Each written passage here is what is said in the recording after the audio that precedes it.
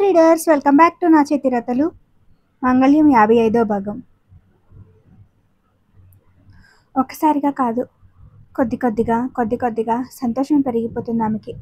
గత కొన్ని రోజుల నుంచి అతను తనని యాక్సెప్ట్ చేస్తున్నాడని సంకేతంగా జరుగుతున్నవి ఒక్కొక్కటి చూస్తూ వస్తే అది నిజమే అని మనసు చెప్తుంది. కానీ అభి ఎందుకు సైలెంట్గా ఉన్నాడు?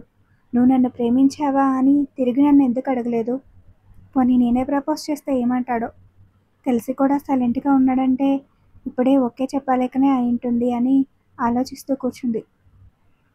ఏంటి అంతలా చించుతున్నావని ముక్కు గిల్లాడు అభి. ఆవ్, ఎందుకు ఎప్పుడు నా ముక్కు గిల్లుతావు అంది రుద్దుకుంటూ. నీ ముక్కు బాగుంటుంది మరి అన్నాడు నవ్వుతూ. ముక్కు బాగుంటుందా? ఏ అబ్బాయి అయినా అమ్మాయితో నీ ముక్కు బాగుంటుంది అంటాడా? అయినా నీకు నా ముఖంలో ముక్కు మాత్రమే కనిపిస్తుందా బాగుంది అనిపించేలా అంది. అంతే. అభి సడన్గా తేజు దగ్గరకు వచ్చి నువ్వేం ఎక్స్పెక్ట్ చేస్తున్నావు అన్నాడు ఆమె కళ్ళలోకి చూస్తూ. నేనా అంటూ రాబోతున్న సిగ్గును దాచడానికి విశ్వ ప్రయత్నం చేసింది తేజు. కానీ అభి గమనించేశాడు. ఆమె ఎక్స్ప్రెషన్కి వచ్చి నవ్వుని కంట్రోల్ చేసుకుంటూ పక్కనే కూర్చున్నాడు. తేజు ఏం మాట్లాడకుండా సైలెంట్గా ఉంది. సరే, నువ్వు ఒక పని చేస్తే ఇక గెలను అన్నాడు అభి. ఏంటది? నీ చిన్ని ముక్కుకి అందమైన ముక్కు పొడక పెట్టుకో. గిల్లడం అయితే ఖచ్చితంగా ఆపేస్తా. ముక్కు పుడక నాకు నచ్చదు, అమ్మ కుట్టిస్తా అంటే వద్దన్నాను అంది. పోనీలే, బాగుంటుంది అనిపించింది నాకు. ముక్కు పుడుకున్నప్పుడు గిల్లితే గుచ్చుకుంటుంది కదా, ఆ రకంగా నువ్వు తప్పించుకోవచ్చని సలహా ఇచ్చాను. నచ్చకపోతే వద్దు అన్నాడు రెడీ అవుతూ. ఆహా, ఇంకా ఏమనిపిస్తుందో నీకు? శ్రావణికి కూడా ఇలాగే చెప్పేవాడివా? ఆ అమ్మాయికి అయితే నేనేం చెప్పలేదు తేజు, నిజం, నీకే చెప్పాను. అసలుకైతే అమ్మాయిలకి ముక్కు పుడక బాగుంటుందని కూడా నేను ఎప్పుడూ అనుకోలేదు. కానీ నిన్ను చూస్తే మాత్రం చాలాసార్లు అనిపించింది, సో చెప్పాను అన్నాడు. ఇంకేం ఎక్స్పెక్ట్ చేస్తున్నావు నువ్వు? ఏ, నేను లిస్ట్ చెప్తే నువ్వు చేస్తావా? నేనెందుకు చేస్తాను, నాకేం పని? ఊరికే టాపిక్ వచ్చింది కాబట్టి అడిగా అంది. అబ్బో అలానా అని ఆమె దగ్గరకు వచ్చి నీకు కాక ఇంకెవరికి మరి? నేను హస్బెండ్ని నీకా ఇంకెవరికైనానా అని అడిగాడు. హస్బెండా? ఇన్నాళ్ళ గుర్తొచ్చిందా నీకు మన మధ్య ఇలాంటి ఒక రిలేషన్ ఒకటి వచ్చిందని? అవును అన్నాడు తడుముకోకుండా. అభి అంత సూటిగా చెప్పేస్తాడని తేజు అనుకోలేదు. ఇప్పుడు నీకు గుర్తొచ్చిందని నేను ఇంప్రెస్ చేయాలా? ఇంతకీ ఏం ఎక్స్పెక్ట్ చేస్తున్నావో చెప్పలేదు అని అడిగింది. అతని నుంచి సమాధానం లేకపోయేసరికి నవ్వుతావే చెప్పు అంది మళ్ళీ తనే. నువ్వే నన్ను ఇంప్రెస్ చేయక్కర్లేదు తేజు, నేను నీ నుంచి కొత్తగా ఏమీ ఎక్స్పెక్ట్ చేయట్లేదు. నువ్వు నీలా ఉంటేనే నాకు ఇష్టం. ఇలా కాకుండా నీలో ఏమాత్రం చేంజ్ వచ్చినా నేను తీసుకోలేను, నిజం అన్నాడు సిన్సియర్గా. నేను రాత్రి చెప్పింది నిజమే కదూ అంది అతన్నే చూస్తూ. చాలా చెప్పావు. దేని గురించి? నువ్వు చాలా మారావని. ఉఫో, వదలవా నువ్వు ఇంకా? అవును మారాను. అయితే ఏంటి ఇప్పుడు? చాలా బాగా గమనిస్తున్నావు. కానీ ఒక కాఫీ ఇస్తావా? బ్యాంక్కి వెళ్ళాలన్నా కదా, తొందరగా వెళ్ళాలి అన్నాడు. సాయంత్రం ఇద్దరు ఇంటికి వచ్చేసాక అభి తనని చూస్తాడేమో అని తేజు ఎదురు చూస్తుంటే అతను చూడకుండానే ఇంట్లోకి వెళ్ళిపోయాడు. తేజు కూడా వెనకే వెళ్ళింది. ఏమైంది నీ ముక్కుకి అని అడిగిన మాలిని గారి మాట విని స్టెప్స్ ఎక్కుతున్న అభి ఆగి వెనక్కి తిరిగి చూశాడు. నేను అడిగితే ఇష్టం లేదన్నావు కదే, మరి ముక్కు కుట్టించుకున్నావేంటి? అది సడన్గా ఒక మాట కూడా చెప్పలేదు. తేజు ముక్కును చూస్తూ అడిగారు భారతి. ఊరికే బాగుంటుందేమో అని అంటూ అభిని చూస్తుంది తేజు. యూనివర్సిటీ దగ్గర బైక్ ఎక్కేటప్పుడు మాస్క్ పెట్టుకుంది కాబట్టి అప్పుడు అభికి తెలియలేదు. పొద్దున బాగుంటుందని మాట వరుసకి అన్నందుకు సాయంత్రానికి ముక్కు కుట్టించుకున్నామని చూసి చాలా షాక్ అయ్యాడు. ముక్కు కొద్దిగా వాచి నొప్పి పెడుతుండడంతో జాగ్రత్త అని చెప్పారు మాలిని భారతి. సరే అని అభిని దాటుకుని గదిలోకి వెళ్ళిపోయింది. అభి వడివడిగా తేజు వెనకే వచ్చేశాడు. వస్తూనే ఆమె చేయి పట్టి తన వైపు తిప్పుకొని ముక్కును చూశాడు. ఎర్రటి రాయితో ఉన్న బంగారు ముక్కు పుడక ఆమె సన్నటి ముక్కు మీద అందంగా మెరుస్తుంది. ఏంటి తేజు, ఊరికే అన్నాను నేను. నీకు ఇష్టం లేదన్నావుగా, మరెందుకు ఇలా? పొద్దున వరకు వద్దనే అనుకున్నాను, తర్వాత బాగుంటుంది అనిపించింది, కుట్టించుకున్నాను అంది చిన్నగా. ఇష్టం లేక వద్దనుకున్న పని తన కోసం తను బాగుంటుంది అన్నాడని చేసిందని తెలిసి ఆమె తన మీద ఆమెకి ఉన్న ప్రేమ తన ఇష్టాలకి ఇంత విలువిస్తుందని అర్థమవుతుంటే ఏదో చెప్పలేని ఫీలింగ్ కలిగింది అభికి. తన ఎమోషన్ని కంట్రోల్ చేసుకుంటూ తేజుని గట్టిగా కౌగిలించుకోవాలన్న కోరికని బలవంతంగా ఆపుకున్నాడు. మెంటల్దానా, నేనేదో అన్నానని సాయంత్రానికి నీ ముక్కుని వాయగొట్టేశావు. పొద్దునే ఎంత అందంగా ఉంది, ఇప్పుడు చూడు పాపం నొప్పి పెట్టి ఎలా అయిపోయిందో అన్నాడు మామూలుతో. 2 రోజుల్లో తగ్గిపోయి మళ్ళీ నీకు నచ్చినట్టుగా మారిపోతుందిలే అంది తేజు నవ్వుతూ. ఇడియట్ నిన్ను అని ముద్దుగా తిట్టి. నొప్పిగా ఉందారా అన్నాడు కన్సర్న్గా. తనకి నొప్పిగా ఉందేమో అన్న బాధ అతని ఫేస్లో కనిపిస్తుంటే లేదన్నట్టు తల ఊపింది. నీ మొహం ఉండే ఉంటుంది, చెప్పట్లేదు నువ్వు అని ఆమె ముఖాన్ని చేతుల్లోకి తీసుకుని ముక్కు పుడక దగ్గర చిన్నగా ఊదాడు. అతని ఊపిరి స్పర్శకి కళ్ళు మూసేసింది తేజు. తన ఫీలింగ్ని ఎలా చూపించాలో తెలియక అభి అక్కడ ముద్దు పెట్టేశాడు. అతని ముద్దుకి అప్పటికే మూసి ఉన్న ఆమె కళ్ళు మరింత ముడుచుకుపోయాయి. గిల్లితే నొప్పి పెడుతుంది కదా, అందుకే ఇక నుంచి ఇలా అయితే బెటర్ ఏమో అన్నాడు అభి. సమాధానం ఏమివ్వాలో తెలియక సిగ్గును దాచుకుంటూ ఎర్రబడ్డ ముఖాన్ని అతనికి చూపించలేక తలదించేసి కిందకి వెళ్ళిపోయింది తేజు.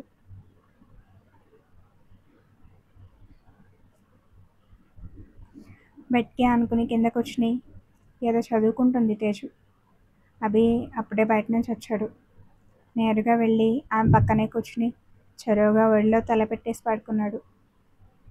అతన్ని చూసి అభి అని పిలిచింది తేజు. అన్నాడు. ఏమైంది అని అడిగింది. మాట్లాడలేదు.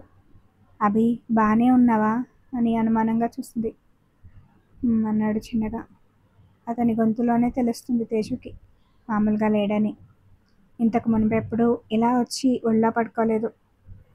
దాంతో చేతిలోని పుస్తకం పక్కన పెట్టేసి అతని తలని తన వైపు తిప్పుకొని ఏమైంది నాకు చెప్పవా అని లాలనగా అడిగింది. మూడు బాగాలేదు అన్నాడు. ఎందుకు? ఈసారి కూడా బ్యాంక్ లోన్ శాంక్షన్ కాలేదా, లేక తక్కువ వస్తుందన్నారా? ఏం పర్లేదు, 3 నెలల నుంచి ఇన్నిసార్లు ట్రై చేస్తావు కదా, ఇంకొన్నిసార్లు తప్పదేమో. దీనికే నీ మూడు పాడవ్వాలా? దాని గురించి కాదు, వేరే అన్నాడు అభి. వేరేనా? దేని గురించి మరి? ఏమైందో చెప్పు ముందు అంది. అభి లేచి మామూలుగా కూర్చుని ఈ లోన్స్ ఇవేమీ కాకుండా ఇంకో దారి ఉందని చెప్పాను గుర్తుందా అన్నాడు.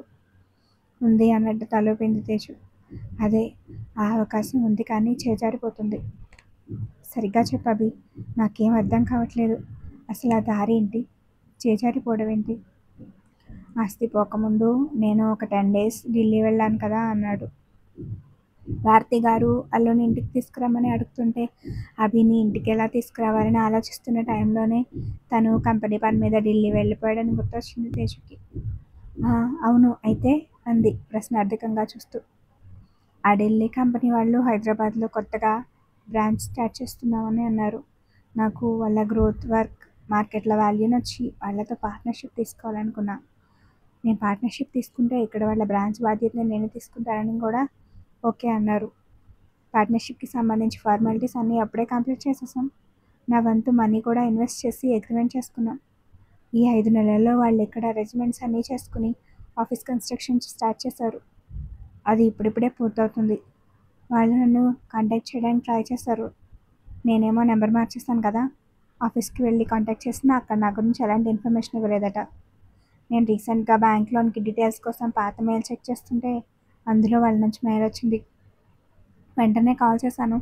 ఇదంతా చెప్పారు. ఇవాళ వాళ్ళు హైదరాబాద్ వస్తే ఆ కన్స్ట్రక్షన్ దగ్గరికి వెళ్ళి కలిసి వస్తున్నాను అన్నాడు అభి. కానీ ఇందులో దారి ఎక్కడుంది? నువ్వు తీసుకున్నది ఆస్తి పోకముందు కదా, మరి అది కూడా వాళ్ళకే వెళ్ళిపోతుంది. మన దగ్గర లేనట్టేగా అంది తేజు. నేను నా పేరు మీద తీసుకుంటే అలాగే అయ్యేది, కానీ ఆ కంపెనీలో పార్ట్నర్షిప్ మమ్మీ పేరు మీద తీసుకున్నాను.